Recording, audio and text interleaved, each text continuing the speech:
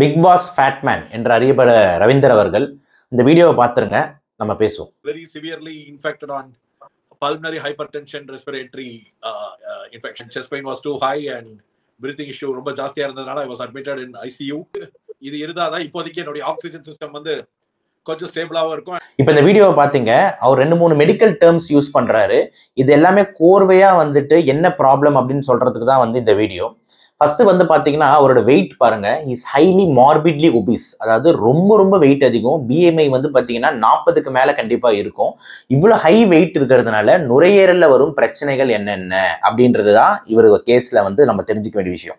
இவ்வளோ high wait இருக்கிறதுனால இந்த செஸ்ட்லலாம் பார்த்தீங்கன்னா அவ்வளோ ஃபேட்டு, வயிற்றுல பார்த்தா அவ்வளோ ஃபேட்டு, அவ்வளோ தொப்பை அப்படின்னு இருக்கும் போது உங்களுக்கு லங்ஸோட சைஸ் காம்ப்ரமைஸ் ஆகுது. கீழேருந்து வயிற்றுல இருக்கிற அந்த தொப்பை லங்ஸ் அழுத்துது, மேலே இருக்கிற அந்த செஸ்டோட ஃபேட் இருக்கிறதுனால லங்ஸ்னால ஃப்ரீயாக இப்படி இழுத்து மூச்சு விட முடியல.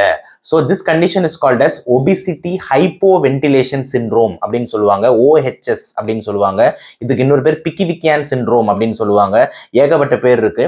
இந்த பேர் தான் ஒபிசிட்டி ஹைப்போவென்டிலேஷன் சிண்ட்ரோம். பிளஸ் அவரோட ஃபேஸை பார்த்தீங்களா, இந்த மூஞ்சில் வந்து பார்த்தீங்கன்னா இந்த தாடைகள் இவ்வளோ பெருசா இருக்கு, கன்னங்கள் இவ்வளோ பெருசா இருக்கு, ரெட்டை தாடை இவ்வளோ பெருசா இருக்கு. அப்போ படுக்கும் போது அவருக்கு இந்த இடத்துல நல்ல ஒரு ப்ரெஷர் இருக்கும். அப்போ இப்படின்னு அழுத்தி தான் தூங்குறாரு. ஸோ அப்ஸ்ட்ரக்டிவ் ஸ்லீப் ஆப்னியான்னு சொல்லக்கூடிய கொரட்டை நோயும் அவருக்கு இருக்கும். அதே மாதிரி வெயிட் இருக்கிறதுனால ஒபிசிட்டி ஹைப்போவென்டிலேஷன் சிண்ட்ரோமும் இருக்கும். இப்படி இருக்கிறதுனால என்ன சார் பிரச்சனை அப்படின்னு கேட்டிங்கன்னா, கெட்ட காற்று வெளியே போகாது. அப்படி கெட்ட காற்று வெளியே போகல அப்படின்னு பார்த்தீங்கன்னா ரத்தத்தில் அந்த கார்பன் டை ஆக்சைடு லெவல்ஸ் வந்து ஏறும். அப்போ ரத்தத்தில் கார்பன் டை ஆக்சைடு லெவல்ஸ் ஏறும் போது பார்த்தீங்கன்னா கொஞ்சமாக வந்து ட்ரௌசி ஆவாங்க. அப்போ அந்த ட்ரௌசி ஆகும்போது பார்த்தீங்கன்னா உங்களுக்கு வந்து கொஞ்சமாக அந்த டைப் 2 ரெஸ்பிரேட்டரி ஃபெயிலியருக்கு போவாங்க, மூச்சு சரியாக விட முடியாது. இந்த மாதிரி லாங் ரன்ஸ்ல இருக்கும் போது நுரையீரலில் இருக்கிற ப்ரெஷர் அதிகமாகும். இந்த கண்டிஷன் பேர் தான் pulmonary hyper tension. Okay, so இப்போ இந்த பேஸை வச்சுக்கிட்டு இப்போ இவர் சொன்ன வீடியோவில் இருக்கிறது ஒன்று டீகோட் பண்ணுவோம். அவர் ஆரம்பிக்கிறதுல வந்து சொல்றாரு, எனக்கு வந்து இப்போ சிவியராக வந்து பல்மனரி ஹைப்பர் டென்ஷன் இருக்கு. ஸோ பல்மனரி ஹைப்பர் டென்ஷன் ஏன் வந்து புரிஞ்சுதா? சிவியர் வெயிட்டு, அந்த வெயிட்னால ஒபிசிட்டி ஹைப்பர் வென்டிலேஷன் சிண்ட்ரோம், அது லாங் ரன்ல இருக்கிறதுனால பல்மனரி ஹைப்பர் டென்ஷன் ஒன்று. ரெண்டாவது சொல்றாரு வந்து பார்த்தீங்கன்னா, எனக்கு வந்து அதனால இந்த மாதிரி ஒரு மிஷின் மாட்டிக்கிட்டு இருக்கேன். இந்த மிஷின் பேர் தான் பைபேப். எஸ், இப்போ ஏன் இந்த பைபேப் இந்த மிஷின் எதுக்கு கொடுக்குறாங்க அப்படின்னா, அந்த கெட்ட காத்து சேருது, கார்பன் டை ஆக்சைடு சேருது, அந்த கார்பன் டை ஆக்சைடை வந்து வெளியே தள்ளுறதுக்கு தான் இந்த பைபேப் மிஷின். எப்படி சார் தள்ளுனா, ஏன்னா இவரோட உடம்பு வெயிட்னால அந்த மூச்சு இழுத்து விட முடியல. இப்போ இந்த பைபேப் மிஷின் மாட்டுறதுனால பார்த்தீங்கன்னா அவரால் இந்த வேலையை அந்த பைபேப் பண்ணும். ப்ரெஷர் டிஃபரன்ஸ்னால அந்த பைபேப் பண்ணும். ஸோ கெட்ட காற்று வெளியே போகுது. அதனால அவரோட ஆக்சிஜன் வந்து சீர் நிலைமையில் இருக்கும், கார்பன் டை ஆக்சைடு லெவல் வந்து குறையும். ஸோ இதுதான் வந்துட்டு அவரோட கேஸ்.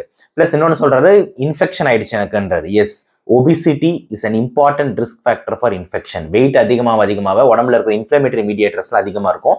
ஸோ ஈஸியாக வந்து பார்த்தீங்கன்னா இன்ஃபெக்ஷன் ஆகும். அதனால தான் நம்ம சொல்கிறோம், இந்த கோவிடாக இருக்கட்டும், ஃப்ளூவாக இருக்கட்டும், இந்த இன்ஃபெக்ஷன்லாம் யங்ஸ்டர்ஸாக இருந்தாலும் வெயிட் அதிகமாக இருந்தால், இல்லைனா நல்லா க்ரானிக் சிகரெட் ஸ்மோக்கிங் இருந்தால் உங்களுக்கு இன்ஃபெக்ஷன் அதிகமாக வர வாய்ப்பு இருக்குது. ஸோ இவருக்கு ஆல்ரெடி இந்த ஒபிசிட்டினால இருக்கக்கூடிய ஹைப்பர் வென்டிலேஷன் சிண்ட்ரோம்ஸ், லங்ஸ் எல்லாம் காம்ப்ரமைஸாக இருக்குது, கார்பன் டை ஆக்சைடு அதிகமாக இருக்குது. இதுக்கு மேலே ஒரு இன்ஃபெக்ஷன் வரும்போது அவருக்கு சீரியஸாக மாறுது. அதனால போய் ஐசியூவில் அட்மிட் ஆகிறாரு. அட்மிட் ஆகிட்டு கொஞ்சம் அதுக்கு ஆன்டிவைரல், ஆன்டிஃபங்கல், ஆன்டிபாக்டீரியல்லாம் இந்த ஆன்டிபயோட்டிக்ஸ்லாம் கொடுக்குறாங்க.